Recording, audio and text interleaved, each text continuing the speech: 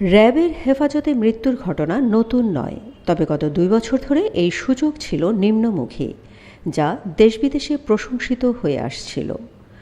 যুক্তরাষ্ট্রের দক্ষিণ ও মধ্য এশিয়া বিষয়ক সহকারী পররাষ্ট্রমন্ত্রী ডোনাল্ড লুর 3 দিনের সফরেও র্যাবের ওপর থেকে যুক্তরাষ্ট্রের দেওয়া নিষেধাজ্ঞা তুলে নেওয়ার ব্যাপারে সরকারের পক্ষ থেকে জোর দাবি জানানো হয়। ডোনাল্ড লু আইনগত প্রক্রিয়ার মাধ্যমে নিষেধাজ্ঞা প্রত্যাহারের বিষয়ে সরকারকে আশ্বাসও দিয়েছিল, কিন্তু কয়েকদিন পার না হতেই কিশোরগঞ্জের ভৈরবে র্যাব হেফাজতে 52 বছর বয়সী সুরাইয়া খাতুন নামে এক গৃহবধূর মৃত্যুর ঘটনা ঘটেছে। নিহত গৃহবধূ সুরাইয়া খাতুনের স্বামী আজিজুল ইসলামের অভিযোগ, আটকের পর নির্যাতন করে তার স্ত্রীকে হত্যা করা হয়েছে। তবে র্যাবের দাবি, আটকের পর সুরাইয়া খাতুন হৃদরোগে আক্রান্ত হয়ে মারা গেছেন। এদিকে ময়নাতদন্ত শেষে 18 মে শনিবার দুপুরে নিহত গৃহবধূর লাশ ময়মনসিংহের নান্দাইল উপজেলার বরুণাকান্দা গ্রামে আনার পর মায়ের লাশ দেখা ও বিচার না হওয়া পর্যন্ত লাশ দাফনে বাধা দেয় তার 2 মেয়ে লিজা ও আফরোজা। নান্দাইল থানার ওসি মোহাম্মদ আব্দুল মজিদ এবং স্থানীয় ইউপি চেয়ারম্যান শাহাবুদ্দিন ভূঁইয়া সুষ্ঠু বিচারের আশ্বাস দিলে 1 ঘণ্টা 10 মিনিট পর বিকাল 3টা 10 মিনিটে লাশ দাফন করা হয়। সুরাইয়া খাতুন ময়মনসিংহের নান্দাইল উপজেলার চণ্ডীপাশা ইউনিয়নের বরুণাকান্দা গ্রামের আজিজুল ইসলামের স্ত্রী। অন্যদিকে র্যাব হেফাজতে সুরাইয়া খাতুনের মৃত্যুর ঘটনায় ভৈরব উপজেলা স্বাস্থ্য কমপ্লেক্সের স্বাস্থ্য ও পরিবার পরিকল্পনা কর্মকর্তা ডাক্তার বুলবুল আহমেদের আবেদনের প্রেক্ষিতে ভৈরব থানায় শুক্রবার একটি অপমৃত্যু মামলা করা হয়েছে। তিনি জানিয়েছেন, 17 মে শুক্রবার সকাল 7টার দিকে হাসপাতালে সুরাইয়া খাতুনকে মৃত অবস্থায় নিয়ে যান র্যাব সদস্যরা। র্যাব হেফাজতে ওই নারীর মৃত্যুর পর জেলা প্রশাসক মোহাম্মদ আবুল কালাম আজাদের নির্দেশনায় জেলা প্রশাসনের নির্বাহী ম্যাজিস্ট্রেট ইসরাত জাহান ওই দিন রাতে ভৈরব গিয়ে লাশের সুরতহাল প্রতিবেদন তৈরি করেন। পরে 18 মে শনিবার কিশোরগঞ্জের শহীদ সৈয়দ নজরুল ইসলাম মেডিকেল কলেজ হাসপাতাল মর্গে লাশের ময়নাতদন্ত সম্পন্ন হয়।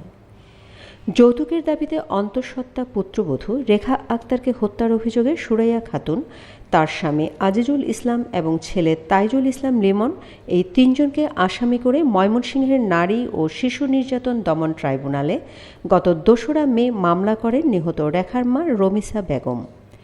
সংশ্লিষ্ট সূত্র জানায়, এই মামলার আসামি হিসেবে গত 16 মে রাতে নান্দাইল থানার গেট থেকে সুরাইয়া খাতুনকে আটক করে র্যাব 14 সিপিসি 2 ভৈরব ক্যাম্প।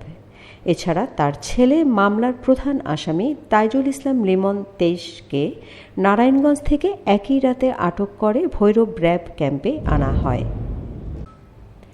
এরপর রাত 1:45টার দিকে র্যাব 14 কিশোরগঞ্জের মিডিয়া হোয়াটসঅ্যাপ গ্রুপে এবং সংবাদকর্মীদের ইমেইলে বার্তা পাঠিয়ে জানানো হয়, 17 মে শুক্রবার সকাল 10:30টায় 2 আসামি গ্রেপ্তার ও হত্যাকাণ্ডের রহস্য বিষয়ে র্যাব 14 সিপিসি 2 ভৈরব ক্যাম্পে প্রেস ব্রিফিং করা হবে।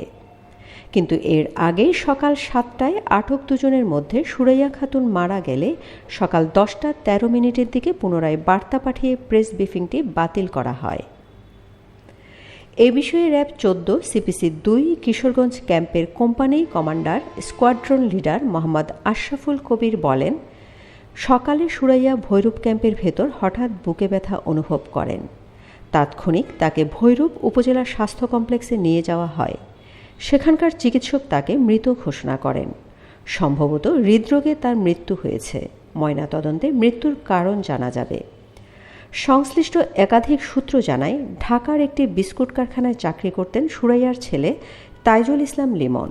একই কারখানায় কাজ করতেন নান্দাইলের ভেলামারি গ্রামের হাসিমুদ্দিনের মেয়ে রেখা আক্তার 20। প্রেমের সম্পর্কের পরিণতি হিসেবে 1.5 বছর আগে তাদের বিয়ে হয়। বিয়ের পর থেকে তাইজুল যৌতুকের জন্য রেখার উপর শারীরিক ও মানসিকভাবে নির্যাতন করে আসছিল।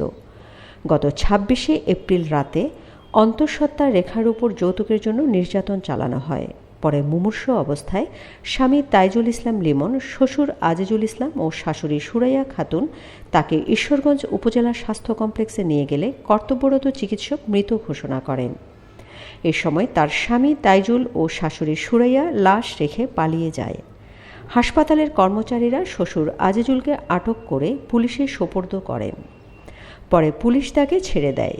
এরপর গত ২রা মে রেখার মা রমিসা বেগম ময়মনসিংহের নারী ও শিশু নির্যাতন দমন ট্রাইব্যুনালে স্বামী, শ্বশুর ও শাশুড়ি ৩ জনকে অভিযুক্ত করে মামলা করেন।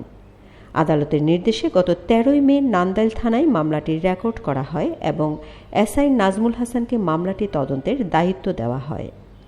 সুরাইয়ার স্বামী আজিজুল ইসলাম বলেন, আমাদের র্যাবের হাতে তুলে দিতেই এসআই নাজমুল হাসান থানায় ডেকে এনেছিল। আটকের পর র্যাব নির্যাতন চালিয়ে আমার স্ত্রীকে হত্যা করেছে। আদালতে মামলা করবে বলেও জানান নিহতের স্বামী। এ বিষয়ে কিশোরগঞ্জের জেলা প্রশাসক মোহাম্মদ আবুল কালাম আজাদ বলেন, যথাযথ আইনি প্রক্রিয়া অনুসরণ করে র্যাব হেফাজতে মারা যাওয়া নারীর লাশের প্রাথমিক সুরতহাল ও ময়নাতদন্ত সম্পন্ন হয়েছে। এছাড়া এ ব্যাপারে সমস্ত আইনি প্রক্রিয়া অনুসরণ করে পরবর্তী পদক্ষেপ নেওয়া হচ্ছে। এ বিষয়ে র্যাবের লিগ্যাল অ্যান্ড মিডিয়া উইংয়ের পরিচালক কমান্ডার আরাফাত ইসলাম বলেন, এখানে নির্যাতনের কোনো ঘটনা ঘটেনি, তার প্রতি নির্যাতনও করা হয়নি। নারী ও শিশু নির্যাতন মামলার তিনি একজন আসামি ছিলেন। তাকে যখন র্যাব হেফাজতে নিয়ে আসা হয় তখন তিনি অসুস্থ বোধ করেন। তাকে উপজেলা স্বাস্থ্য কমপ্লেক্সে নিয়ে যাওয়া হলে চিকিৎসক মৃত ঘোষণা করেন। Shamima Chowdhury Shammi, BNA news 24।